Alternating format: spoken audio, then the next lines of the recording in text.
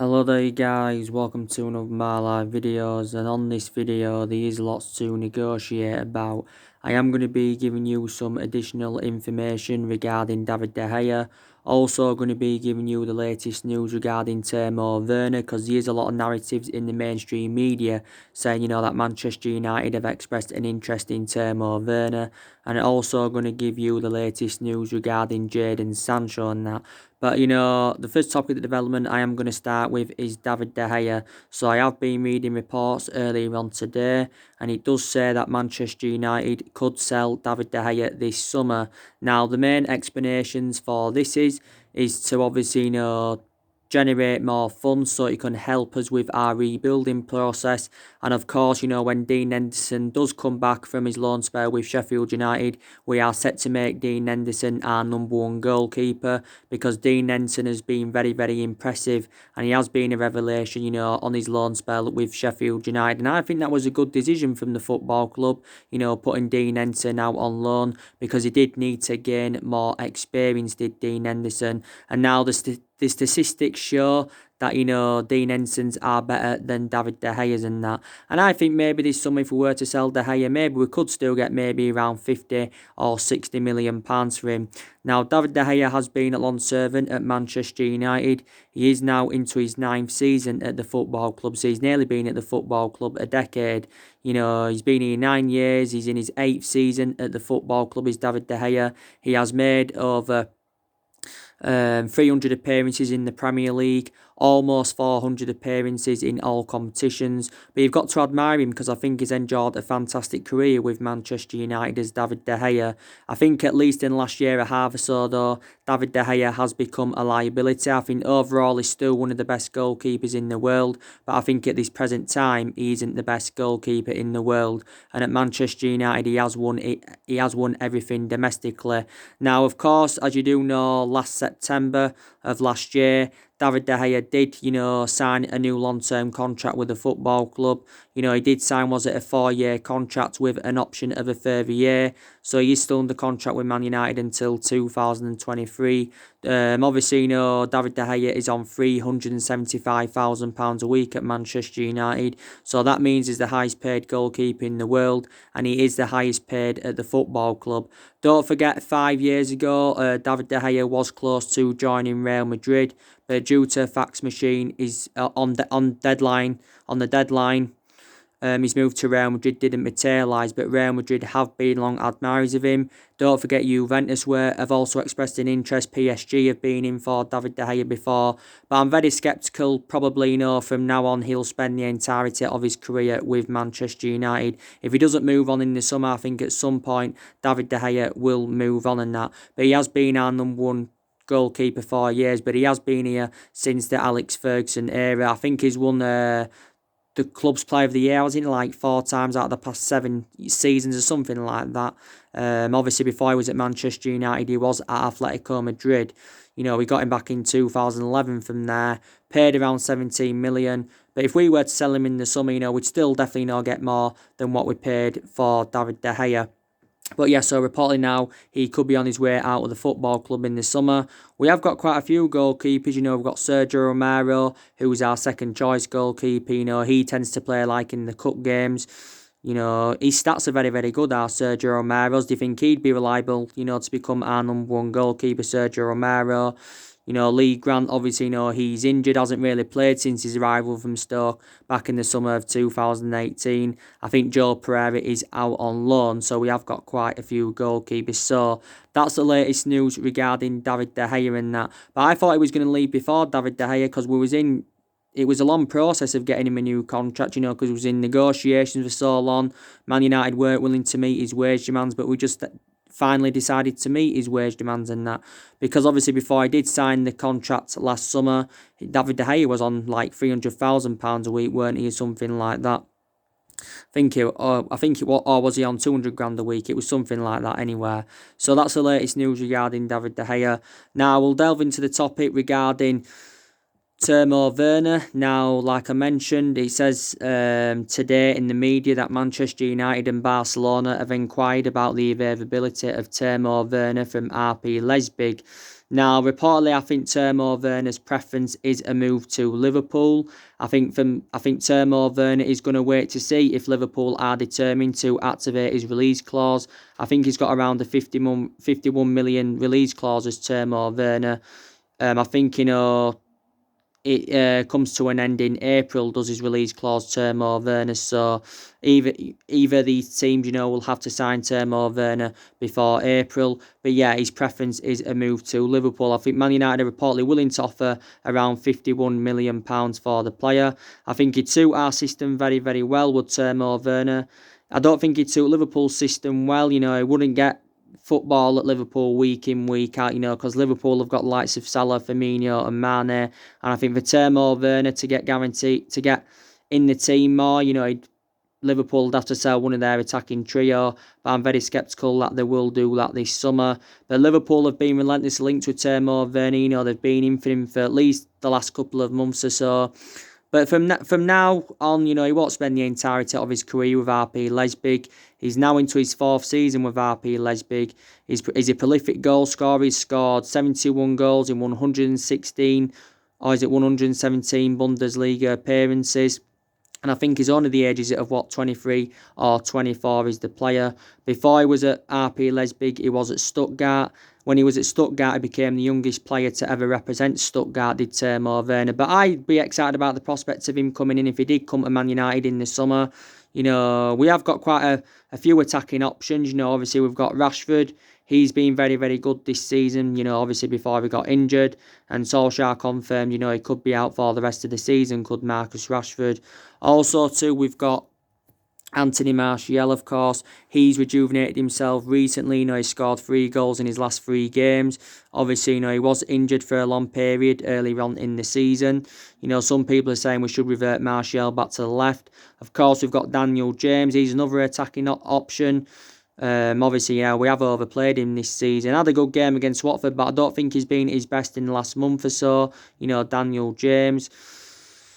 We've obviously got the likes of Lingard and Pereira that are 2 liabilities, so we have got quite a lot of attacking options. And I think definitely Manchester United need at least 1 striker in the summer, maybe even 2. I know we've got Odion Ighalo in, but we've only got him in on loan until the end of the season, Odion Ighalo, and I'm very sceptical that Man United will make his transfer permanent, unless he hits the ground running or we get more injuries, to some more of our attacking players. That could be the only way we decide to make Odion Ighalo's deal permanent, but I think it's a good cover up for Rashford. But I'd love Timo Werner, to play alongside the likes of Rashford, James, Martial, Bruno Fernandes and all that, because I think he complement our attacking line fantastically well. And I think Timo Werner would be able to assure Manchester United goals. So yeah, he's now on our agenda, is Timo Werner. But if he leaves Leipzig, I think he'll probably go to Liverpool. But we need to get the right calibre players in this summer. And for us to get the players that we want, obviously, we've got to, qualify for the Champions League, definitely in that. And if Solskjaer is still to be Manchester United manager in the summer transfer window, it will be his 4th transfer window as Manchester United manager, because he's enjoyed 3 transfer windows at the moment. And of course, he has recommended 5 players in and spent around £220 million. But there is still deficiencies in the squad that need to be addressed. So that's the latest news regarding Timo Werner. Now I'm going to give you the latest news regarding Jadon Sancho. Now, it reportedly said yesterday that Manchester United are emerged as the favourites to sign Jadon Sancho from Borussia Dortmund. Now, Sky in Germany confirmed not too long ago that Jadon Sancho is expected to leave Borussia Dortmund at the end of the season, but it's unknown, where his next destination is going to be. But I think he's going to be leaving in the summer. Well, from some people's perceptions, some people think he may not leave Borussia Dortmund in the summer. Maybe he could leave, another time, than this summer and that. But I like Jadon Sancho a lot. And, Liverpool, of course, have been in for him. Also, Chelsea have inquired about the availability of the player. Again, same perception, what I said with Timo Werner. Jadon Sancho wouldn't get in Liverpool's team week in, week out. Same thing with Jadon Sancho. Obviously, Borussia Dortmund have revealed what they want for the player. They've quoted out that they want around £100 million for Sancho at least. But, Man United have got the financial powers, to meet that valuation. Maybe it could cost us even £120 million. Of course, Sancho's I think this is now his third season with Dortmund. He has endured a difficult time this season because he has been dropped in a lot of games, sorry.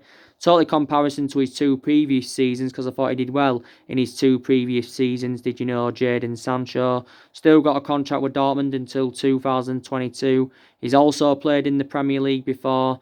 He had a couple of years with Man City, but the main explanation why he left Man City, because City didn't give him any first team opportunities. Jadon Sancho. Duncan Castle's come out the other day. This was coming out of the Team Talk. It was a report from Team Talk, and Duncan Castles came out and said the only option for Sancho this summer is a move to Old Trafford because of the development of Chelsea and Liverpool. Duncan Castle does tend to be reliable a lot, and he is very, very close to Manchester United, is Duncan Castles. So yeah, Jadon Sancho's been in our agenda for a while, but maybe we have to qualify for the Champions League to get Jadon Sancho on the board. So yeah, that's the latest on the transfer news. Of course, I already kept you up to date, with the news regarding Jack Grealish. Obviously, it did say that, we want to get a £45 million deal finalised for him by the end of this month to stop his fee rising after Euro 2020. Because if we was to wait until after the Euros to get him, it'd probably cost us more than £45 million. But his release clause is £45 million, is Jack Grealish. And of course, we're seeing basically Jack Grealish as an adequate replacement for Pogba, because it is actually not likely that Paul Pogba will leave Manchester United in the summer. So Jack Grealish is another player on our agenda in that. So yeah, like I mentioned, that's the latest on all of the transfer news. The ongoing situation, with Ole Gunnar Solskjaer and that, some people believe Ole Gunnar Solskjaer will be given another season at Manchester United, and some people believe, he will be gone at the end of the season. So what do you think Manchester United should do? Like I mentioned, I was reading reports the other week, and it did say Man United will sack Solskjaer if we fail to finish within the top six and we don't qualify for Europe. Some people even believe, even if we were to qualify for Europe, that Solskjaer won't be given another season at Manchester United. But as I was reading reports yesterday, I think it's been confirmed who will be our manager next season. You've obviously Ed Woodward has been coming out talking. And, he has basically said, that we've got the foundations for long-term success with Ole Gunnar Solskjaer. And he basically, come out, did Ed Woodward, and said, he's still backing Ole Gunnar Solskjaer, despite, our falls in revenue and obviously, with our debt increasing. I think, we are expected to lose, we are expected to lose around £70 million revenue from around 627 million. Of course, Solskjaer gave his overarching view on that and basically said, if we don't get Champions League again, Manchester United will suffer more. But the reason we've got this drop in this revenue is, with us not being in Champions League this season and that. But yeah, Ed Woodward is still determined to back Ole Gunnar Solskjaer, like he's come out and quoted, and I think he's confirmed that Solskjaer will be Manchester United manager next season. And obviously as well, he's lining up a £250 million spree, is Ed Woodward. Like I mentioned, we have got a lot of players on our agenda who Manchester United could go in for in the summer. Some people believe if we can get around 3 or 4 signings in the summer, then maybe we can start competing for the title again, and we can become competitive, because we have been so inconsistent in the last 6 or 7 years or so. I feel as though Ole Gunnar Solskjaer isn't the right manager for Manchester United. He has been here now for around 14 months as Solskjaer, so he has been here over the year. We are aware it is a transition period. He has got many expectations to exceed. And if he is still here going on to next season, he'll have a lot of expectations to exceed, will Solskjaer and that. But I just feel as though the expectations are too high for him at Manchester United. And I feel as though he's had long enough at the football club as Solskjaer. Of course, one mistake Manchester United did make, and that was giving him the job on a permanent basis.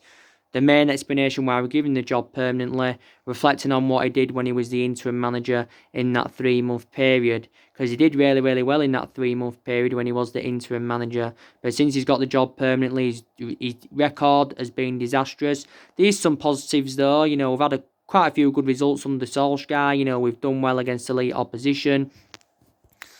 And, you know, we've got to be honest, you know, recently, you know, we've had some good results. You know, we're unbeaten in our last 6 games in all competitions. You know, we've kept a lot of clean sheets recently as well, you know, which is a positive. But Solskjaer's not the long-term solution for the club. If we was to improve from now until the end of the season, you know, maybe then Solskjaer will be given another season, of course, if he can get us in that top 4.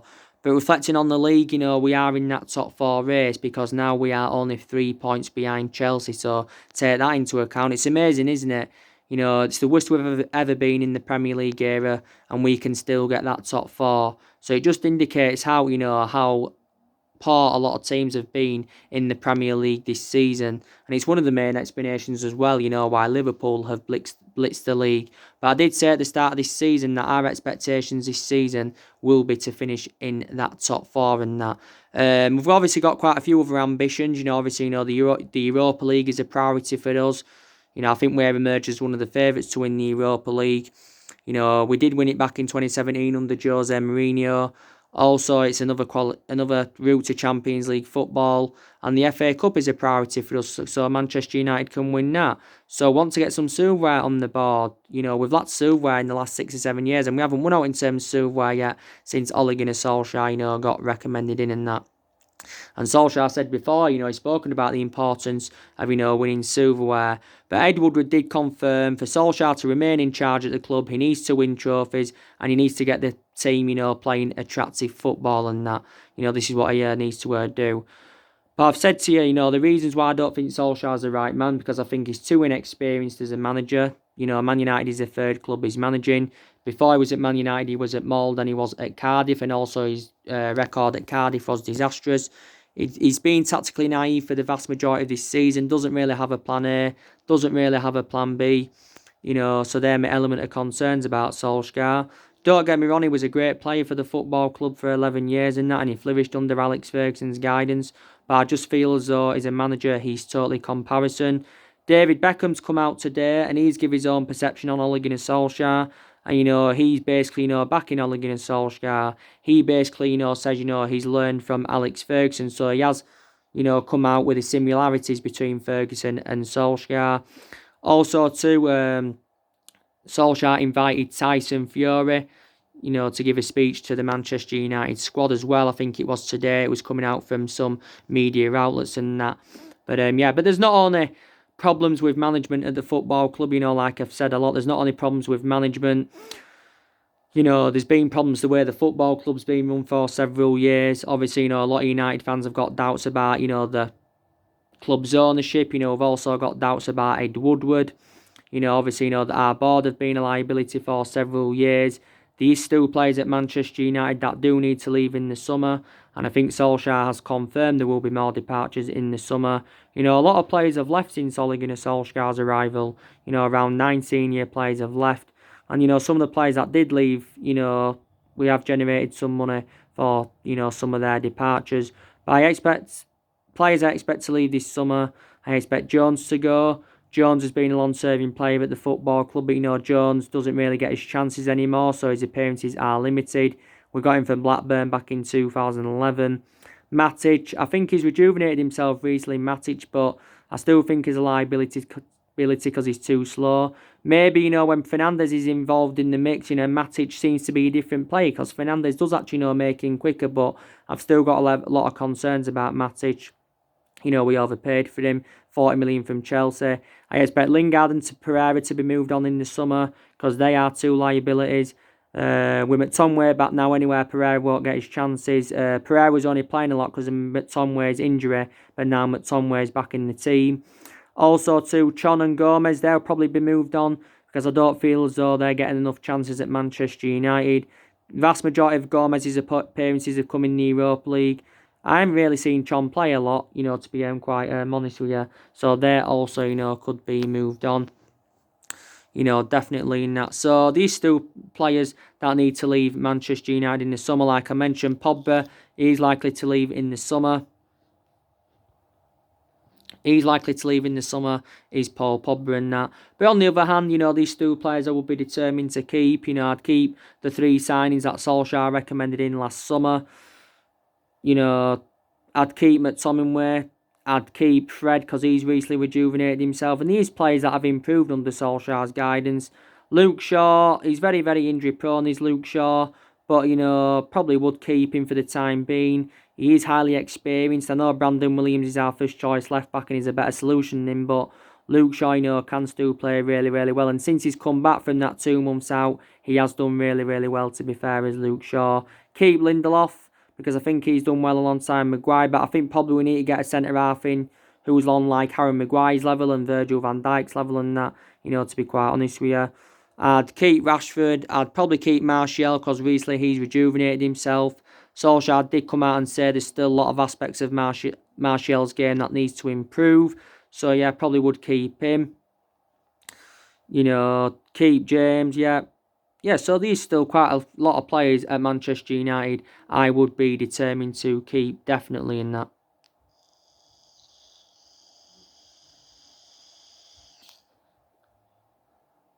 And take into account, we've had a lot of injuries this season. That's not excusable for how inconsistent we've been. The good news is now, though, players have just recently come back. McTominay's just come back. Bay's just come back. Did well on his return to the Premier League against Chelsea. Put a good display out.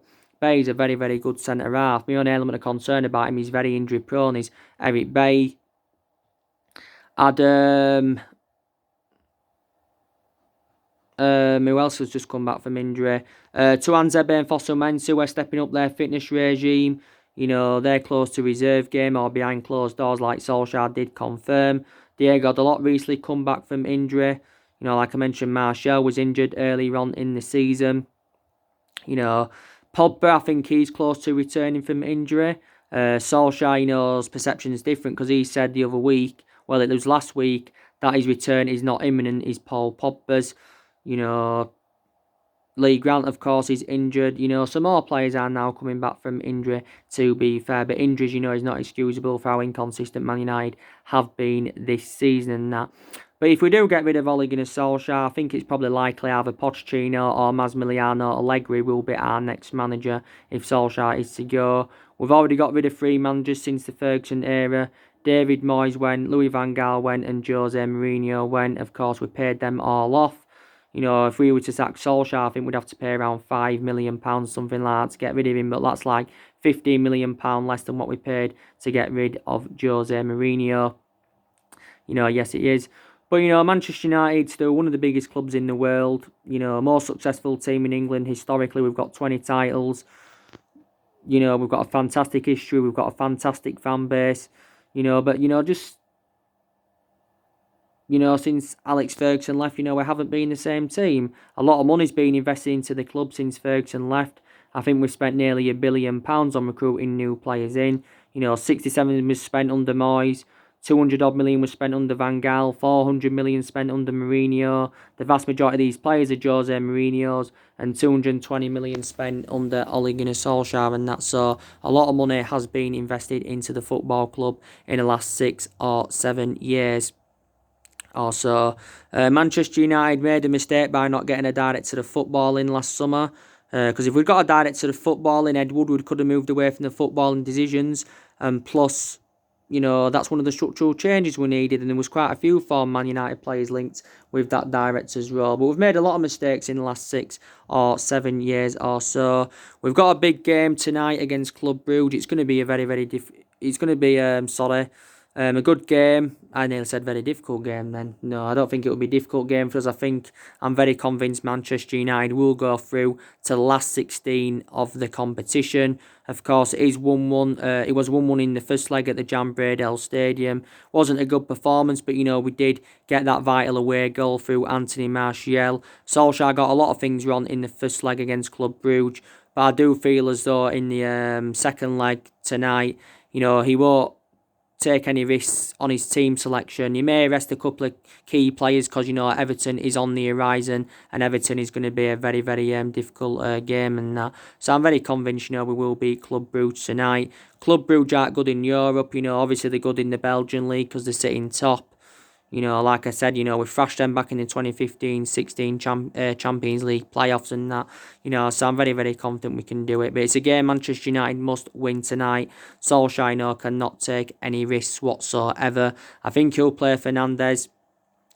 Probably play Fred from the start. Maybe Odi Nagalo could make his full debut for the club because he has not started from the start yet as Odi Nagalo.